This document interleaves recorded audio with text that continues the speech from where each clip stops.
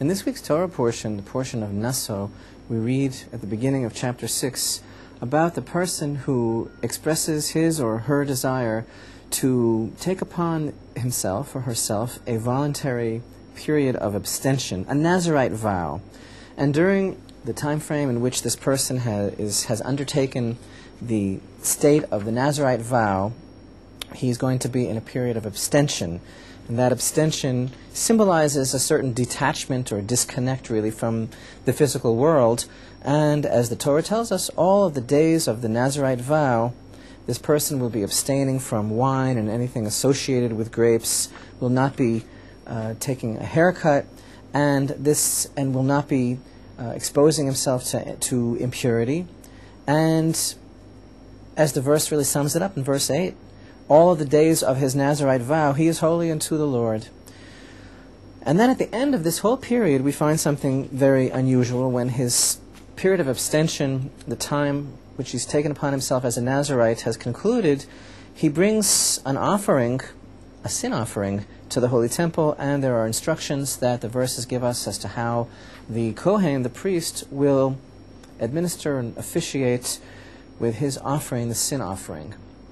And of course, the question is, if this person has undergone a rigorous discipline, has taken upon himself something extra, and thus sanctifying himself even more than is required by Torah law, out of obviously a desire to grow closer to God, why in the world is there a reason for this person to bring a sin offering? What would be considered to be sinful about this procedure?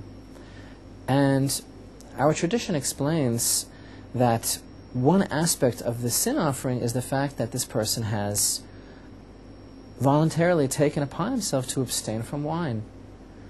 And in the very act of abstention, even though obviously it was born out of a strong motivation and desire, perhaps one knowing oneself intimately and self-knowledge being so difficult, knowing that maybe what's permitted for other people, for me, it's not so good, and I have to go a step further and perhaps make a fence, a protective fence for myself, and in order to get closer to God, I'm going to abstain from that which for everyone else is really permitted.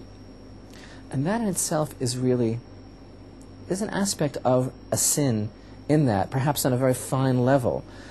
Because the Torah teaches, and this is just such an important foundation of Jewish faith, the physical world is something that possesses an intrinsic holiness and can be hallowed even more when we use what God has given us, the bounty of this world, to serve Him. And we believe that we are actually enabled and empowered to elevate every aspect of creation to a higher hookup to a sense of divine purpose. And this is such an important concept in Jewish faith because, some people believe that everything about physicality or pertaining to the physical world is inherently base or dirty or even evil.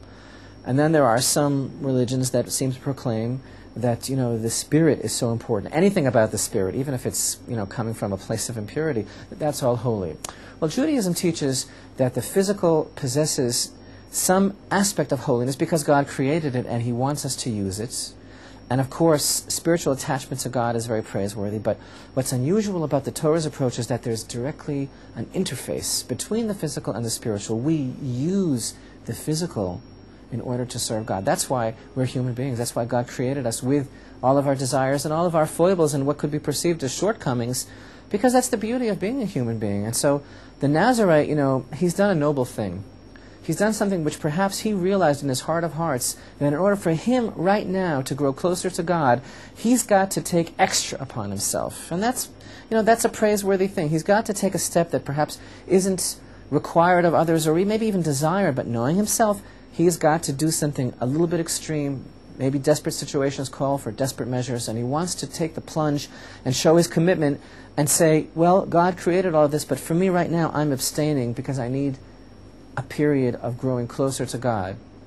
But at the end of that period, he brings a sin offering simply because of the fact that he did abstain from one aspect or more aspects of God's world, because really the higher level, and this is the beautiful message of the Torah, the higher level of being able to serve God would be not to have to take that Nazirite vow, perhaps necessary for some people under certain circumstances, but the higher level would be to use everything that God created us, to celebrate everything in the physical world within proper measure and within the boundaries of the Torah, to use that interface and in the midst of our physical world, from our physical world, serve God with every aspect of creation.